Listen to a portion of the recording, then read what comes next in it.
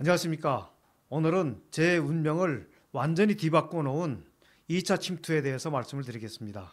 2차 침투 과정에 대해서 말씀을 드리려면 우선 그 공작조 구성 과정에 대해서부터 말씀을 드려야 될 것 같습니다.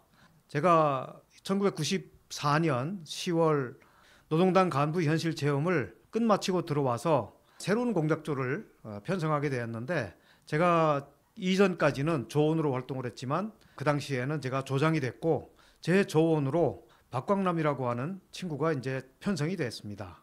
여러분들도 다 잘 아시겠지만 박광남은 제가 검거된 후에 그 3일 후에 군경과 총격전을 벌이다가 사망했습니다. 현장에서.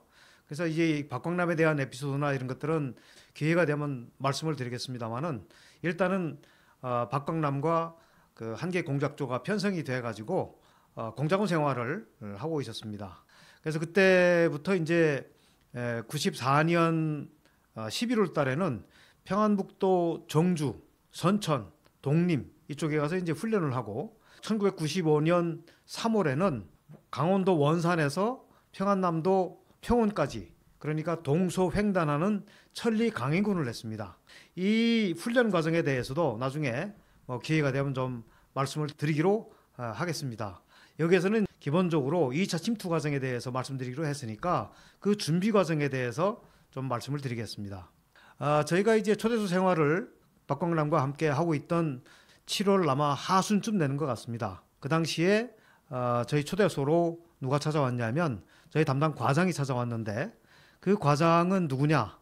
여러분도 다 잘 아시겠지만 서울대 출신으로서 우리 대한민국의 주체사상을 가장 먼저 전파시킨 그 김용환 씨, 그러니까 이거 강철 서신을 썼죠, 이분이.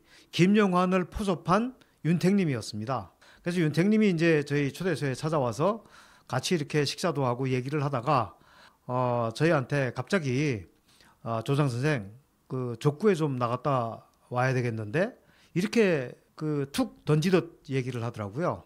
그래서 제가 이제 뭐 생각할 겨를이 없이 그냥 저도 한번 갔다 오죠 뭐, 이렇게 이제 얘기를 했어요. 그랬더니 이 양반이 이제 제가 농담으로 받아들인 줄 알고 저한테 다시 얘기를 해요.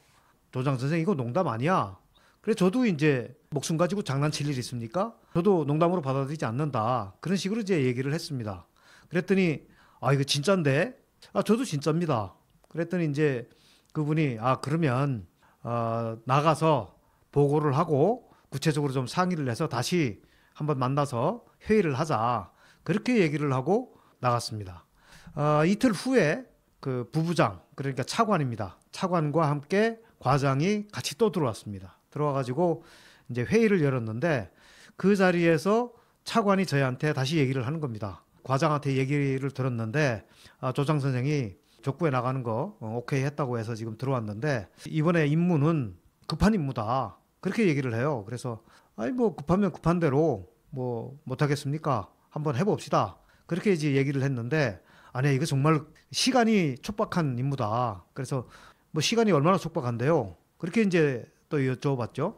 왜 그럽니까? 그랬더니 침투 준비 기간이 짧다, 그렇게 얘기를 해요. 그래서 얼마나 짧으냐? 그러니까 한 달밖에 없다는 거예요.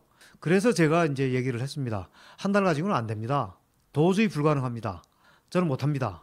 아주 단호하게 안 된다고 했습니다. 왜냐하면 이 침투 준비를 하는데 보통 평균 6개월 이상, 보통은 한 1년 정도가 걸립니다. 왜냐하면 일단 신분 세탁을 해야 되죠. 그러니까 신분증, 가짜 신분증 만드는 그 작업을 해야 되죠.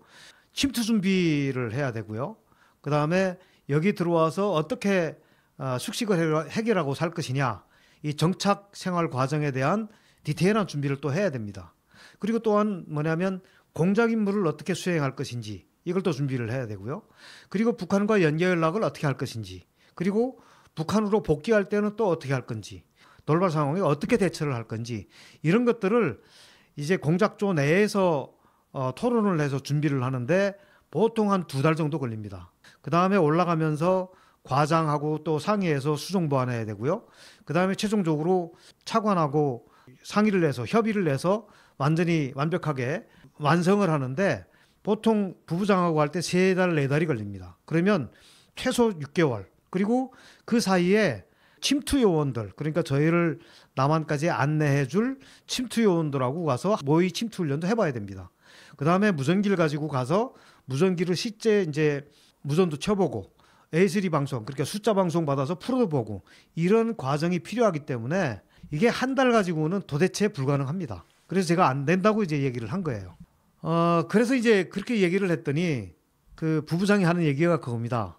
조장은 한 번 갔다 왔잖아. 그래서 예, 그랬죠. 그랬더니 한 번 갔다 왔으니까 침투하는 거, 그 다음에 복귀하는 거, 그 다음에 들어가서 어떻게 먹고 사는 거, 그 다음에 통신 연락하는 거, 이 부분이 네 가지는 다 해결된 거 아니에요. 그러니까 가만 들어보니까 그건 맞아요. 그래서 제가 맞습니다. 그건 그렇습니다. 그랬더니 그러면 신분 세탁하는 거 하나 하고 실제로 구체적으로 어떻게 공작 임무를 하겠느냐, 이 전술 두 가지 전술만 구상하면 되는 거 아니냐, 이렇게 얘기를 하는 거예요. 그 신분 세탁이라고 하는 거는 이미 제가 김돈식이라고 하는 그 주민등록증을 위조를 해갖고 나왔었기 때문에 뭐 그걸로 해도 되기는 하지만 실제 침투할 때마다 똑같은 걸 가지고 할 수는 없습니다. 왜냐하면 1차 침투 때 제가 신분을 세탁해서 가지고 나왔던 김돈식이라고 하는 사람이 그 사이에 어떻게 됐을지도 모르고, 그렇기 때문에 다른 사람의 신분을 가지고 세탁을 해야 됩니다. 그 신분 세탁이라고 하는 게 그 사람의 그 신원 정보를 갖다가 일일이 저희가 이제 가짜 경력을 만들고 그 다음에 가짜 가족 관계를 만들고 이런 것들이 제가 할 그 일이거든요. 그 신분증을 위조하는 그 부분, 기술적인 부분은 그거는 기술진들이 하면 됩니다. 그거는 뭐 그 사람들이 하는데 어렵지 않은 것 같아요. 근데 이 구체적인 어떤 그 가짜 경력이라든지 친인척 관계라든지 이런 것들을 만드는데 시간이 걸리고요. 가장 중요한 거는 공작 임무를 어떻게 수행할 것이냐, 이거를 정말 디테일하게 준비를 하고 이거를 완성을 해야 되는데 이게 시간이 한 달 가지고는 안 됩니다. 그래서 제가 안 된다고 계속 얘기를 했는데 계속 그 한 며칠 동안을 뭐 들어왔다 나갔다 들어왔다 나갔다, 나중에는 장과까지 들어왔더라고요. 그래서 제발 좀 가야 되겠다. 그래서 저희가 이제 그러면서도 한 달 가지고는 안 된다. 그래가지고 계속 뻗쳤는데 마지막에 와서 결정적으로 한 얘기가 있습니다. 사실은 공작 지도부에서 저희에게 공작 임무를 부여하면서 준비할 수 있는 날짜를 촉박하게 한 달밖에 안 준 거는 결정적인 이유가 다른 데 있었습니다. 그건 뭐냐 하면 그때가 이제 제가 나올 때가 1995년 아닙니까? 1995년 10월 10일이 노동당 창건 50주년이 되는 날입니다. 이 노동당 창건 기념일 50주년을 맞이해서 대남공작부서에서 김정일에게 보고를 했습니다. 그러니까 남한에 들어가서 15년 동안 활동한 장관급 거물공작원을 데려오겠다. 그래서 이제 김정일에게 보고를 하고 승인을 받았는데 이거를 이제 수행을 해야 된다. 그래서 저희한테 이 임무를 수행해야 되니까 너희가 빨리 나가야 되겠다. 이렇게 이제 얘기를 해서 어쩔 수 없이 광남이랑 같이 이제 얘기를 해서 한 달 동안 우리가 설득을 당하고 결국 이제 준비를 해가지고 출발을 하게 되는데 그 뒷부분은 다음 시간에 말씀을 드리겠습니다. 감사합니다.